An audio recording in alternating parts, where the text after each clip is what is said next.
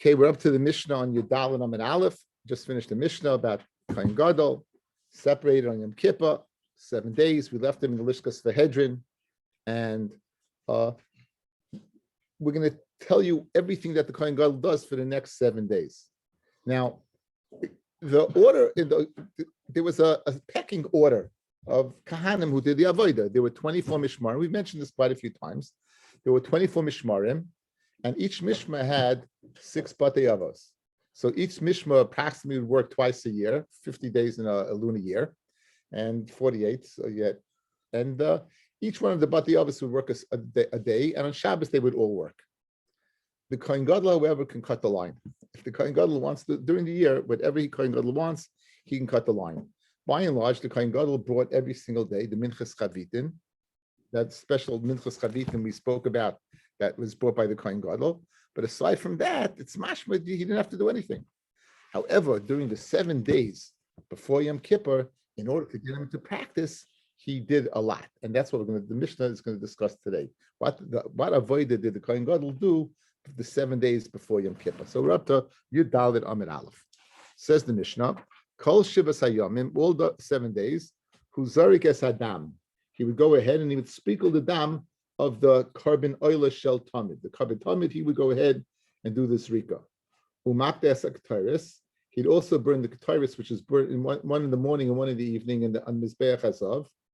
Umeitiv es haneros, and he would go ahead and he would do hatava of the neros. Machlokes what hatava is. Let's just use the Rashi. He would clean and set up the neros of the menorah for to be lit. Now, in the pecking order in our Mishnah is first he would burn the kataris, and then he would do the menorah. Keep that in mind. It's important for the Gemara and the Amid base. So our pecking order is first you mak the kataris, and then you make the vesaneros. Umakr vesaroish vesaregel. He would then burn the head and the regel of the carbon oil. Ushar kol yomim. Well, the rest of the days of the year, in Ratzah lahakriv, if he wants to cut the line and be makriv, then right, makriv he could. The Kohen Gadol, he can go ahead and he makriv b'roish and cut the line. He also can make a chelik b'roish when they divide up the various kabbanis that for achila, he would go ahead and get the choice, whatever the choice piece, the choice portion. That's the prerogative of the Kohen Gadol during the year. However, during these 7 days, he would be in service. Now, Man Tana, who's the Tana of our Mishnah?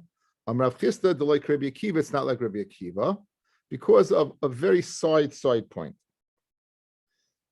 We mentioned a few times before this daf that for those 7 days, the Kohen Gadol was sprinkled with para aduma. We said in the chel outside the Beis Hamikdash, there were all the para adumas that had been burnt over the years, including the one of Moshe. And for 7 days, they'd sprinkle on him out. They would sprinkle on the paradum. Remember the first 3 days for the 3 and the latter 3 for the 7. Why you needed Wednesday, and therefore I don't know if you might remember that, right? You take into account the different possibilities. So therefore, we said if it was sprinkled the first 3 times is the 3 days. Wednesday we know it's not the 3rd day because he's Torah because he was there for 3 days, and then the latter 3 days was 7, except Shabbos which is Shvus, so we know he's sprinkled every single day. Now, there's a machlokes we're going to see now about the para aduma, which is again one of the more bizarre halachas that you can imagine. That according to Rabbi Akiva, in fact, the para aduma would make a person that's tamei tahar, but would make a person that's tahar tamei. So, question: if it's making a person that's tahar tamei, how could the Kohen Gadol do the avodah for 7 days? If he's having para aduma, water sprinkled upon him, and he's tahar, and the paraduma makes a person that's tahar tamei, how in the world could he do the avodah? So it must be that what? Our Mishnah is not like Rabbi Akiva, because he's doing the avodah despite the fact he is being sprinkled upon. Fascinating. No, it's a total side point. That the Mishnah discusses one thing, it digresses right away into paraduma. Yeah, it always a sprinkle. So if I'm totally tahar and they sprinkle paraduma on me, let's see. Yeah. Now, man tanam Rav Chisda the like Rabbi Akiva, di Rabbi Akiva Amar tahar shenaflu olav hazah, a person that's tahar. See, again, guys, what you were thinking about is a person who's tamei. So therefore, if he's getting sprinkled upon, he's tar. What about a person that's tar being sprinkled upon? The Kohen Gadol is tar. He's in the Lishkas Vehedrin. He's tar. We're sprinkling on a tar person, paraduma, right? You got it now? What? No.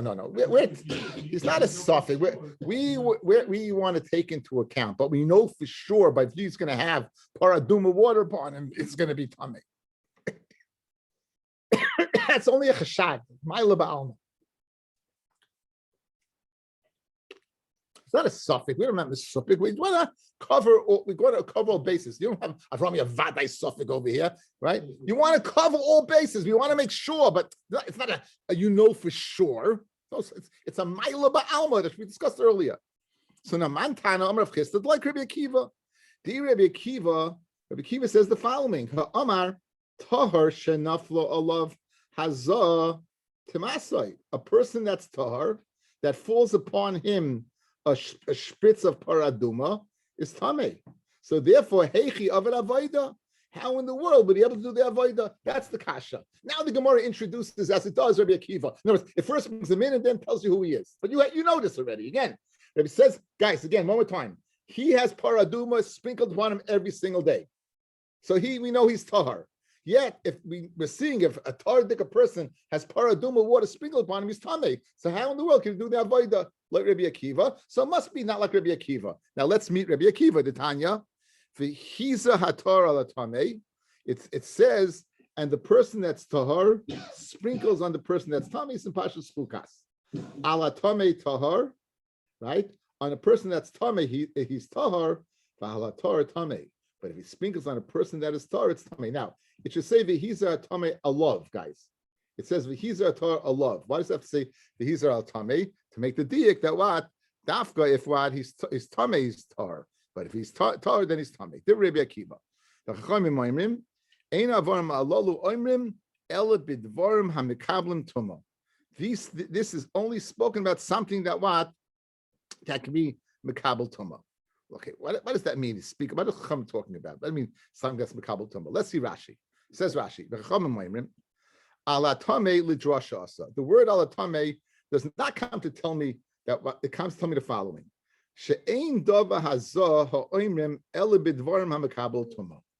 it's only things that's makabel tumah. Aval b'dvarim she'ein makabel tumah ein hazos hanitenes aleim kriya hazia. That's not called spritzing. Benafkamina shashirayim sheyesh be'ezayv shiarei psulehein. The ein lach shirun hazes. All right, guys. So let me tell you what Rashi just said. No, that's not no. Let's say you would take paraduma, and you have a cow, a goat, anything that is not makabel tumah, right? The goat is not makabel tumah. The only thing that's alive that can be makabel tumah is a human being. An animal that's alive can't be makabel tumah. Good. What? Maybe there's one instance that in my mind, but I don't think so. No. Again, watch. Don't digress. I take paraduma. You have water in a pan. You have mixed into it ashes. You're taking a haisap. We're taking a haisap. The top of the haisap is called gibulin. You're taking the gibulin, and now you're going spritzing, right? Good. Let's say you spritz on a person, says the Chachamim, so that person is tahar, and the person who spritz is tahar, everything's fine, no problem. Let's say you spritz on an animal, or let's say you spritz on something that can't be makabel tumah. So that hazah is not called the hazah. It's not called sprinkling. Now, what does that mean? So it's not called sprinkling. It means you worked with the water of the paraduma. The halacha is if you do any malacha with it, it's no good. So now any shirayim remnant that's in this gevul, in this piece over here, now you can't use it anymore. Because the water goes back in. Because you did malacha with it. Since you did malacha, since again it's not serving its purpose. Its purpose is to be matahar. If something's not makabel tumah, right? There's not tar. So that's stamens like you're working with the paraduma. That doesn't work. So that's what the chum use it for. Now look at Rashi again now. The chacham malatame lidrasha asloima. She'ein divrei hazah amurim. The din of hazah is only stated elabid devarim hamikabim tumah. Aval b'dvarim she'em mekabel tuma, ein hazor niteses aleihem, the spritz that is spritzed upon them, kuruya haziyah. That's not called hazor. V'nafkamina, what's nafkamina? Shehashirayim sheyesh be'ezoiv, the remnant of paraduma water that there is in the hyssop, shiori psulahin, the puzzle now. Why? Because you did malacha with it. And therefore you can't go ahead and use it. Okay, so that's the machlokes between Rabbi Akiva and the Chachamim, right? That's the machlokes between Rabbi Akiva and the Chachamim, right? And as the Gemara says, kiditnan, as we learned. That would be still kosher, that water? What? Rabbi Akiva says that water would still be kosher? Well, I don't know, but he does with the drasha. I'm not sure. I'm not sure. Kiditnan. Niskavin lahazos ala behema. You niskavin to go spritz on an animal, which is not the kabel tuma. V'hiza ala odom, and then you spritz on a person. Im yesh be'ezoiv, if you still have left in the ezoiv, you shane. You can go ahead and use it a second time because you spritzed right on a person. Niskavin lahazos ala odom. V'hiza ala behema. Im yesh be'ezoiv, if you still have left, right? Lo yishana. Don't repeat it, right? Don't repeat it. Why? Because you did the malach already. Because you spritzed on an animal's not makabel tuma. Good. So that's the machlokes. Now the bottom line is this is a tremendous digression. We're just saying the statement. Rabbi Akiva is not the Tana of our Mishnah. Why? Because like Rabbi Akiva, we should not allow the Kohen Gadol to do the avodah because he's tamei. Why is he tamei? Because he had paraduma, water spritzed upon him, and that's the unique quality of the paraduma. It's matar the tamei, and it's matame, it's matame the tahar. My time to Rabbi Akiva, nichtav rachmana v'hiza hatar alav. Let the Torah write. V'chiza haTorah love, and the one whose Torah should spits on him. My ala tamei. Why does it have to say ala word tamei? Shmamina ala tamei tar ala tar tamei. Good. Rabbanon high ledvarim kabel tumuhu da'asa. Right. That is what is for the kabel only something. In other words, that you can only spitz paraduma on something that's makabel tuma as opposed to an animal or something else. Aval hacha over here kal v'chaimahu. Right, guys, it's a kal v'chaimer. If the paraduma can purify someone who's tamei, certainly what? It can purify someone who does not need purification. So there's no reason in the world to say someone who's tar would become tamei. So he did, now, Rabbi Akiva, you know what? Rabbi Akiva says the following. You're right. Guys, this is a kal v'chaimer. It's a great kal v'chaimer. Right, guys? Madoch, it has the capacity of matayr. Certainly it doesn't have the capacity of matama, correct? It's a great kal v'chaimer. Rabbi Akiva has to agree with the kal v'chaimer. But says Rabbi Akiva, Hainu de Kama Shleima. That's what Shlomo meant when he said, Amarti ech kama v'hi rechoika mimenu. Ech kama, I wised up. But this paraduma is rechoika for me. This is the part of paraduma, the most intelligent person in the history of the world, who knew everything, could not understand. How in the world could it be that it's matar the tamei and be matam the tar? That's what he didn't understand. He didn't understand it. The Kal V'chaim is ironclad. There's no question on this Kal V'chaim of the Chachamim. This is the part that you didn't understand. Now, what about the Chachamim? What did they do? What did Shlomo not understand according to the Chachamim? Right? Because like them, he's tahar. Rabbanon hahu lemaza ulemazan alav tahar. That's pshat and Shlomo. That the maza ulemazan alav tahar. That the person who spitzes and the person who spitzes tahar. V'naigeya b'hem tamei. So if I'm spitzing paradum on Mendy, I'm tahar and Mendy's tahar. If Benji touches it, he's tamei. That's Shloimeh doesn't understand it. The spitz is tahar and the person who touches it is tamei. It doesn't make any sense. It should be universal that it's tahar. Why does a person touch it as a tamei? That's what he doesn't understand. So again, let's Let's go back to what we began with. We began with our Mishnah. What did our Mishnah say? Our Mishnah said that the 7 days before the Yom Kippur, the Kohen Gadol to get in quote unquote shape, he goes ahead and he does the avodah.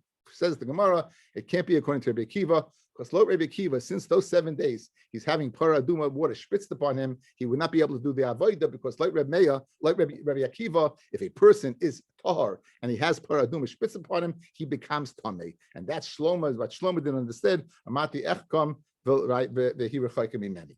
The Chacham say no. The Chacham say it's a different din.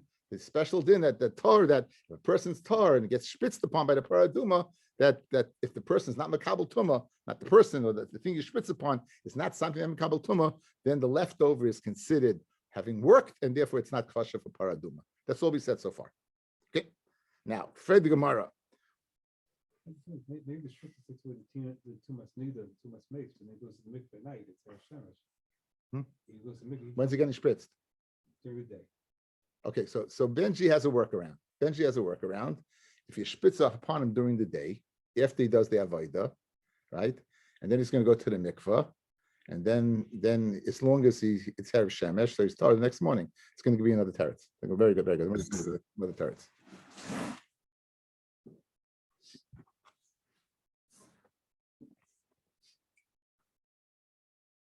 Okay.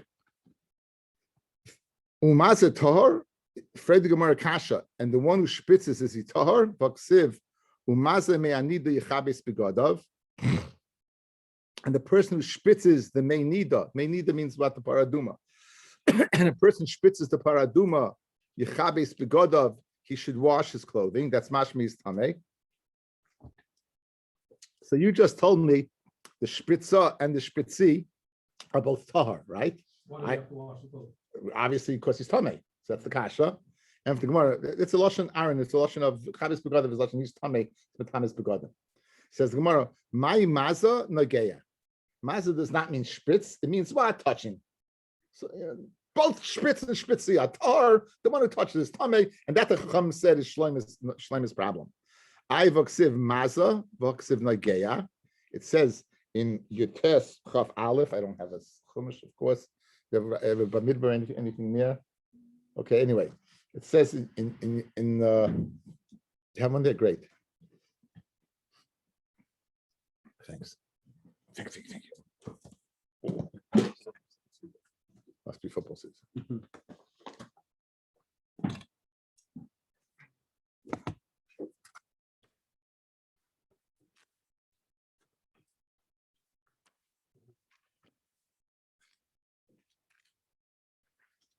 The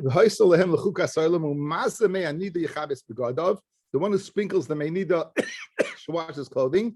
And the one who touches it, yidma ana orev. So when it says umaza meinida, v'nageya meinida, obviously they're not the same. You want to say maza is nageya, then why does the pasuk use two different verbs, right? Two different verbs for the same thing. Umaza meinida v'nageya is mashma two different people. The mashma maza is not nageya. As I read the Gemara, v'oid maza boy kibes begadim. Maza needs to wash his clothing. He's very tamei. Nageya loy boy kibes begadim. He doesn't need kibes begadim. He just has to go to the mikvah. So guys, we're stuck by a problem, right? How can you say the maza? Why this Torah? We see he has to wash his clothing, and you can't tell me the maza is nageya because the Torah itself says nageya, guys. If the Torah is saying nageya, maza, it must be the two different people. So back to the original question. You the Chacham say that the maza and the one that was sprished on is tahar. We see the maza is tamei, and you can't tell me the maza is nageya because the Torah tells it in two separate psukim. So it can't be the same. And for the Gemara, you're right. Elmai maza noisa. Maza means the person carries it. Einachinami. The spritza and the spritzi are tahar. When it says maza, it means the person who carries it. Right? So if it means carrying, why does it say the word maza? Why don't you say the word carry? My timer ksiv maza ha kamashmlon to be in shir hazah. When it says it really means carrying. Why do you use the word maza? It means you need a shir hazah. Now, in fact, fellas, when it comes to the actual droplets on the person, even one particle of water would be metamayu, as opposed to the mikveh that you need 40 sa, right? Mechatas guys is even a little bit.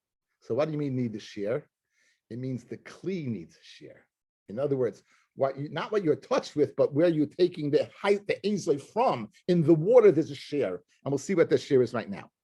Says the Gemara, that's very geshmach. According to Mandiyama, says that the spritz needs a shear. How can you say maza means to teach me that what you need a shear hazah? You don't need a shear hazah. Says when I feel Mandiyama hazah in tzricha shear, hani mili agaba de gavra. That's like I just spoke out.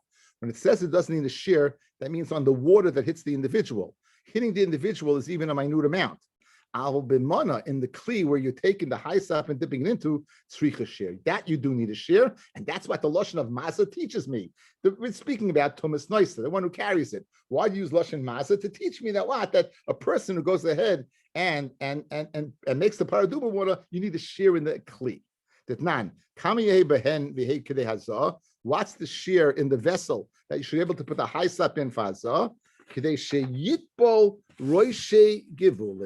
That enough to get the head of the stems of the haisap. It seems the haisap, I don't know, it's a plant with like some type of stem at the top, enough to immerse the haisap in. That's what you need. But regarding hitting the person, it can be any little minute amount. Okay, so the Yitzamid Vareinu, again, we have Machloikis Rabbi Akiva and the Chachamim. The Mishnah can't be according to Rabbi Akiva, or else how can the Kohen do the Avodah? And we dash in the pasuk each one. Rabbi Akiva dash in the Chiddush Shloima, that even the person that you sprinkle on a tardik, a person becomes tamei. That's the Chiddush. And the Chiddush of what of like the Chachamim was that why would the person who carries it, why would he even be what tamei? Says the Gemara. Abaye Omar Benji's teretz. Abaye Omar Afilu Tamer Rabbi Akiva. The Ovid Avodah Kuli Yuma. He does the Avodah the whole day. Ulipanya, and in the evening, Madu Aleha, he goes and you spritz upon him. What happens right now, guys? He's tamei. As soon as you spritz upon him, it's Rabbi Akiva, guys, right? He's tamei. V'tavo, he goes to the mikvah. For Ovid Herushemesh, and then what happens? Herushemesh, and the next morning he's squeaky clean. Right, that's it. That'd be the most practical. No, so the Lav Dafka is saying that the Mishnah goes on the Mishnah even can be according to what? To Rabbi Akiva. And very practically, he does the avodah the whole day. It doesn't, guys. We're only spritzing upon him like for Avrami a mile ba'alma. We're not doing it Dafka in the morning. We're doing it as long as you do it one time in a day. You know when you do it after he had a hard day's work, he worked the whole day. Spritz upon him. Now he's tamei kon Rabbi Akiva. Goes to the mikvah. He's now at full yoin. Wait to Erev Shemesh next morning. Good to go. Got it? Great. That's so. Right? Mikvah doesn't take care of everything. In your world, yes, but no, trust me. Rabbi. Spritzing has to take care of tumah. Mikvah can't take care of tumah. Tumah's mace, you need spritzing for. That's why. That's why. Again, we said the 3 and the 7, right? Again, the chish, you can only clarify the most severe tumah's mace is with mechatas. The mikvah can't take care of everything. Most things, but not everything. Yes. Yes. No, never mind. Thank you. Okay, we said now. What was the order of the Mishnah, guys? We're going to have machlokis, a discrepancy about what went first in the avodah. Umakta es haketoris, umeitiv es haneros. So what does he do? He burns the ketoris, and then he's meitiv the neros. He burns the ketoris, he's meitiv the neros. He sets up the neros, he cleans them out, and puts in the oil and the wicks. Okay. Alma from our Mishnah, ketoris bereisha. We see ketoris was the avodah that was done first. V'hada neros, and then the neros were done. Again, alma ketoris bereisha. First the ketoris went first. V'hada neros, and then what? And then the neros were done. Uriminu aleshi v'stira mi shezacha. Okay, now as a hakdama, we're gonna with this in the Beis Hamikdash, there were 4 piyusim. There were 4 lotteries every day, right? And they did for different avodas. So this is describing the avodah of the kabid tamid. This was the first pious of the day, the first lottery of the day. The guy would take a hat off and put his fingers out. This is all going to be in this Gemara. The whole Masechta is going to deal with this. Okay, so now what would they do? Uriminu mi shezacha b'dishayin mizbeach hapnimi, who was zeicha to clean off mizbeach pnimi. That's one pious. Umi shezacha b'menorah. That's a second. Third, guys. Umi shezacha b'ketoris. So what's the order? This is a Masechta Tamid. What's the order? First the menorah, and then the ketoris. Our order is first ketoris, then menorah. In Tamid, first we have the menorah, and then we have the ketoris. Right? So which is first? Guys, which is first? We have an apparent stira between the Mishnah here in Masechta Yoma and the Mishnah in Masechta Tamid. Yes? Good. And for the Gemara, Amar Rav Huna, man Tana Tamid. Who's the Tana Masechta Tamid who says that the menorah comes first? Rabbi Shimon Ish HaMitzpehu. That's Yochid. It's of Shimon Ish HaMitzpeh. Pirish. Most Mishnayos, Tam Mishnah is Rabbi Meir. Most Mishnayos is Rabbi Meir. Sometimes it goes according to another opinion. So if they have anonymous Mishnayos that are both Rabbi Meir, you got a problem. But if we can zetz ein one of the Mishnayos according to another Tana, So they argue which came first. Did menorah came first or Torah came first? Our Mishnah said that what Torah came first. The Mishnah in Talmud says that our Mishnah, no, we still hold that that Torah came first. The Mishnah in Talmud says the opposite. That's the opinion of Rav Shimon ben Ish Mitzpah, but that's not our opinion. That's not our opinion. And here's the problem: we're going to show that that's not that Rabbi Shimon ben Ish Mitzpah can't be the Tana Masechta Talmud. We learned the opposite. That nan. This is also there in Masechta Talmud. Okay, now the view this as the Mizbeach. View this as the Mizbeach. Okay, I'm in the south, guys. Take a look. I'm in the south. So I'm in the south, this is east, this is west, and that's north. Good.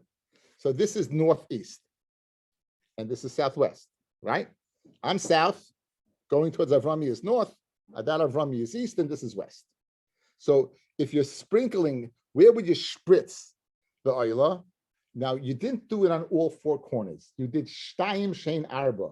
You hit a right angle. So if you hit the right angle, it's right. You hit both sides. So watch. You go to the northwest over here, the northwest, and you go over here, and it hits both sides. Good. Now you come to the south. That's northeast. Northeast. I'm sorry. Northeast. Northeast. You hit over here, and now you come to this side, the southwest, and you do the same thing over here. You got shtayim shein arba. That's what it says. Says the Mishnah. That nan. What would you do with the carbon tamid? The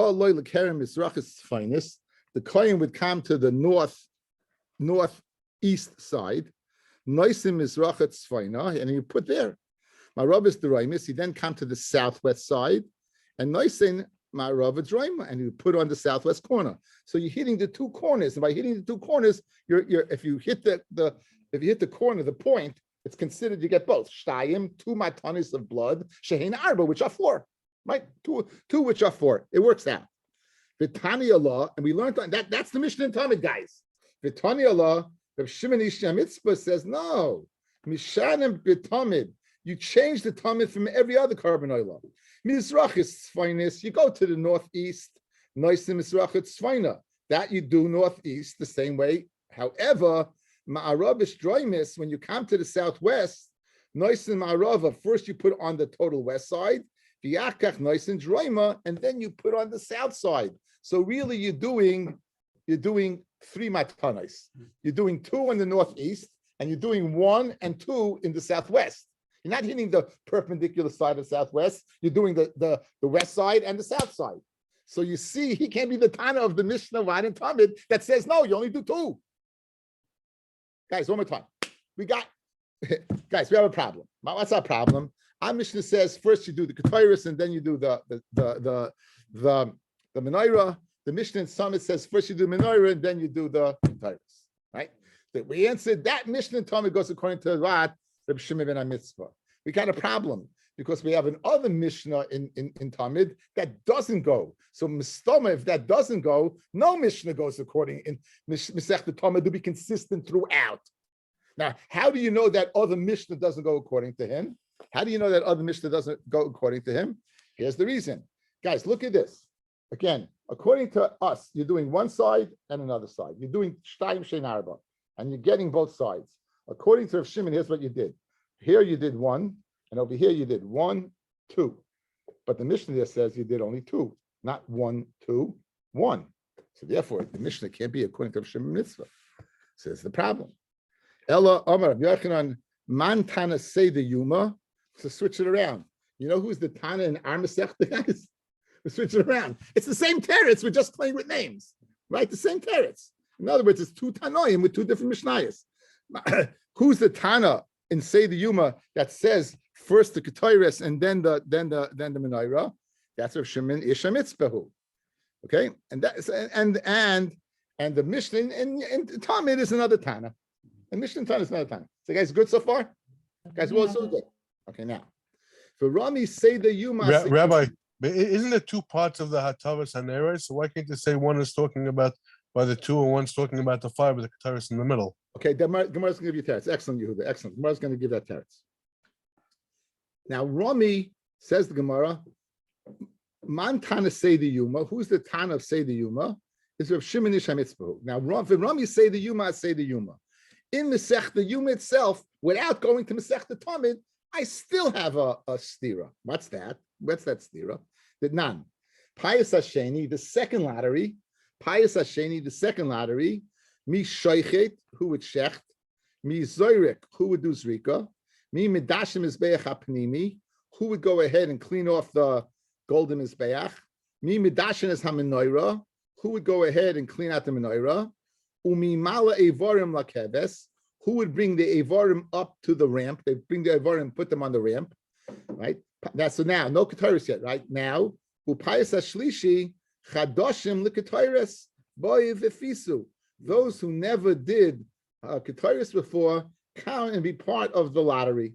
So you see the order over here. First, they're doing what? Menorah, and then they're doing Kataris. Now, why didn't the Kahanim here all know the reason? What's the reason you only got a chance once to do the Kataris? Ari, you know this? Mikvah, you knew about, and this you didn't know about? Oh man, Money. Be quiet. Be quiet. Sit still. Listen to it. Now, if you look at the first wide line of Rashi, yeah, Mendy's laughing. Mendy, Kadashim, huh? Kahanim shelo yaktiru ketaris meimehem. Ketanim that never did the ketaris in their lives. Yiskabsu kulon lekan. Let you all gather over here. Legoyrol haktaras, for the goyrol of going doing the haktara. Avaloi yeshenim, but not people who have done it already. The amal kamon, we're going to say later on. May oilam leishana ba'adam. No kohen ever did it twice. The fishahoisa ma'asheres, because it made you rich. Shenemar yasimu ketaris ba'apecha. The ksiv basrei or Hashem chela. Hashem benches his army. Okay, so that's the reason why. Oh, it's all about money. Now, but the bottom line is, this is the third one, and this is the Kataris. The second one, you did the Menorah. So the order in Seder Yoma, we got a problem. One place on Mishnah here on Daf Tes on Yud Dalit Amid Aleph says, first you did the Kataris, then you did what? The Menorah. Yet later on, the Mishnah is telling us that what? First you did the Menorah, and then you did the Kataris. So forget about Masechta Tamid. In Masechta Yoma itself, you have a stira. In Masechta Yoma itself, you have a stira. Okay, now, there's Yehuda alluded to it, guys, and we're going to spend more time on it tomorrow. The menorah was not done all at once. It was done 5 and then 2. 5, then there was a hafsaka, and then there was a continuation. Good? 5, the 7 lamps. 5 were taken care of. You stopped. You did something else, and there's machloikis. We're going to see what you did, and then you continue the other 2. So each Mishnah is describing a different point. Our Mishnah that says that well, first you did the Ketaris first, then the is speaking about the latter 2, and the Mishnah later on, Pius is speaking about the Ketaris that took place before the 5. Okay, says the Gemara. Amar Abaya loy kash, not a problem. Kan b'hatava shtei neiros, right? But if you did the Ketaris before the shtei neiros, right? That's like our Mishnah. That first you Ketaris, and then the shtei neiros.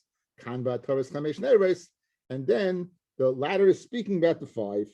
That's the remaining. The remaining. No, I said it wrong. Kan b'hatavas shtei neiros. The 2 neiros. First you did the Ketaris before that. That's our Mishnah. And kan b'hatavas chamesh. No, I said it right. Kan b'hatavas chamesh neiros is the remaining that you did you ready before you do the 5. You did the Ketaris after that. Right. The Memra, you mean to tell me the Ketaris mafsik lahu, that it's the act of Ketaris that's mafsik between the 5 and the 2. Abaya Masada Maracha Mishmei de Gemara. Abaya was listing in the Mishmei de Gemara. Guys, you should know this because you say it every day in davening. Look at Rashi. Mishmei de Gemara. Dava Mekubal. Most of the time you're supposed to say. Mishmei de Gemara. Dava Mekubal b'chol b'nei yeshiva. Gemara means it was what? It was something that was accepted throughout the Bnei Yeshiva. Shekiblim Rav saying that had a Messiah. Guys, Abaya lived well after the Churban Bias. Right? He was on a Moira. He will live after the Churban Bias. Elamah, it was the time of the latter Rishonim. So the latter Tanoim. So Abaya lived later. So what Abaya is describing the Seder Maracha. Now, when he describes the Seder, listen to what he says. He says Abaya. Ubedama tamid mafsik lahu. You see, they weren't mafsik between the 5 and the 2 with Haktaira. They were mafsik with what? With Dam Tamid, the week of Dam Tamid. So the Amalei Kasha, Hahila Abashol.